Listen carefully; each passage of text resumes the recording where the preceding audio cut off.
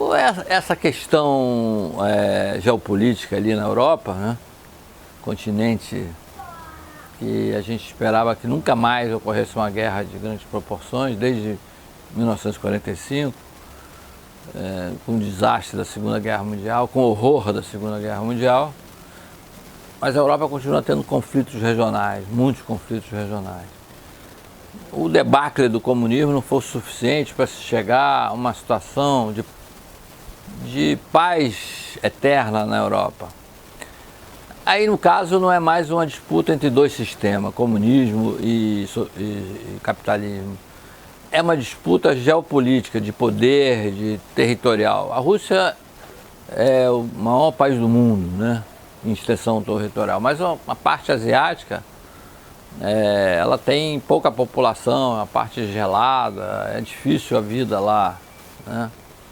E, embora se produza petróleo, haja minérios, gás, mas a Europa, a parte europeia da Rússia ainda tem uma importância muito grande para o país em termos geopolíticos.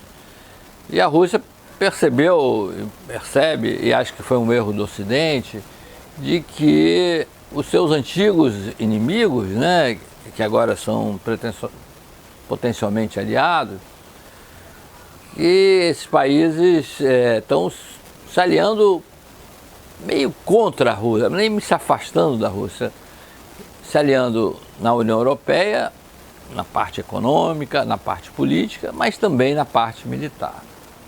E a Ucrânia país que sempre pertenceu ao Império Russo, pertenceu ao Império Soviético, obviamente também gostaria de se proteger contra, historicamente, um país que sempre a dominou, né? Ainda por cima que a Ucrânia é meio concorrente da Rússia em várias atividades, principalmente atividade agrícola. Bom, e com a União Soviética, aquela mudança territorial e administrativa foi feita sem muita preocupação de conflitos futuros. Então, uma parte que é hoje da Ucrânia pertencia antigamente à Rússia, né? A própria Crimeia. Mas uma parte que hoje é a Ucrânia era Polônia. Uma parte que era Alemanha, hoje é Polônia. As fronteiras ali andaram de uma maneira e as etnias também ficaram meio misturadas nessa região. E isso se reflete hoje na vida política. Para nós, o que interessa no Brasil nesse conflito hoje? Bom, a Rússia compra produtos brasileiros, principalmente carne, né? Compra café, e é um mercado, não é importante para as nossas exportações, mas assim, todo mercado é importante, aliás, quero fazer uma colocação aqui, todo mercado é importante, mas em termos percentuais não está entre os maiores. Mas a Rússia é fundamental para o êxito do nosso negócio, do nosso agronegócio. E aí eu vou tentar fazer uma explicação rápida. A terra precisa de nutrientes, a gente não consegue produzir sem nutri-la. As plantas crescem, as plantas precisam comer, igual a nós. E elas tiram o seu alimento da terra. A terra, algumas delas já são muito férteis. Ela já tem umidade, ela já contém esses nutrientes em grande quantidade às vezes. Mas, por exemplo, no Cerrado brasileiro ou em outras partes, a nossa terra é rica em alguns nutrientes e pobre em outros. Então, vamos falar no famoso fertilizante conhecido, todo mundo conhece, que é o NPK, né? Do NPK, a gente só tem aqui farto o K, que é o calcário.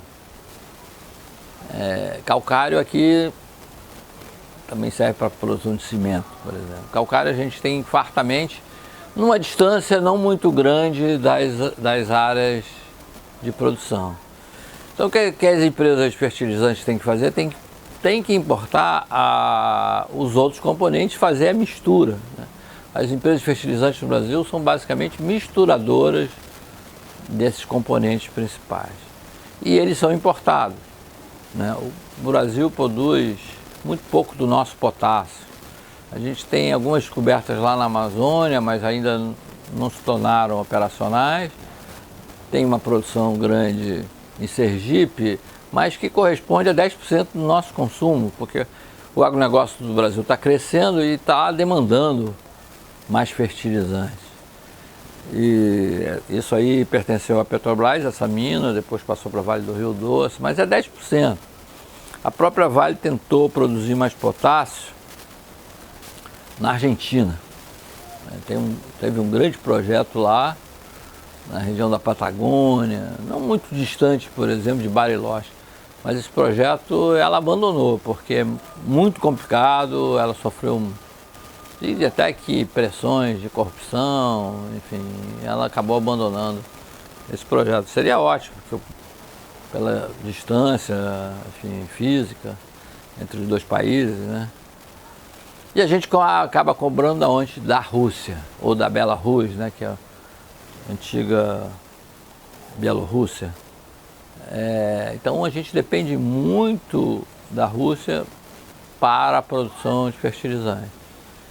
A Rússia sabe um pouco disso e até joga com o Brasil, né? Essa questão. A gente também importa muito fertilizante do Egito, do Marrocos, que é a parte fosfatada, né? A gente não tem fosfato aqui. E a gente tem que importar isso. À medida que o agronegócio cresça, a gente tem que pensar exatamente em diminuir essa nossa dependência da importação de fertilizantes. Com a produção crescente de gás natural lá no pré-sal, na camada do pré-sal, a gente tem a oportunidade agora de gerar fábricas de amônia e ureia, por exemplo, que também são fertilizantes importantes, muito usados na agricultura. A Petrobras agora vendeu nada menos que para uma empresa russa o projeto que ela tinha lá em Mato Grosso do Sul. Já gastou bilhões lá e o projeto parou. A empresa não quis continuar com isso. Bom, a gente vai diminuir a nossa dependência. Há uma possibilidade também de se usar o gás do pré-sal, talvez no Comperj, por exemplo, para a produção de amônia e ureia, já que a gente tem um corredor logístico de trens passando ali, que podem levar esses produtos para a região produtora, né? Que é Minas Gerais, Goiás, Mato Grosso do Sul, Mato Grosso, Tocantins, Bahia, enfim, a gente pode trabalhar nisso. Então essa questão hoje o Brasil tem uma dependência muito grande da Rússia para a importação de fertilizantes, de componentes dos fertilizantes, não de todo o fertilizante. Então a gente tem que apostar que nada aconteça nessa região, que se crie uma grande confusão lá, o que também não interessa nem para os próprios russos. Acho que aí tem um certo jogo, né? O que a Rússia quer é exatamente que o Ocidente desista de um tratado militar com a Ucrânia, que coloque tropas lá, que coloque armamentos lá voltados para a Rússia, enfim, e vamos torcer para que se consiga um entendimento do mundo diplomático. Infelizmente não vai ser dessa vez que a Ucrânia vai se livrar ali da pressão russa, que agora está até tendo um outro componente, que é a reaproximação da Rússia com a China. A China nesse jogo de xadrez se reaproximou da Rússia, meio para provocar também os Estados Unidos, que hoje são o seu principal rival no mundo econômico.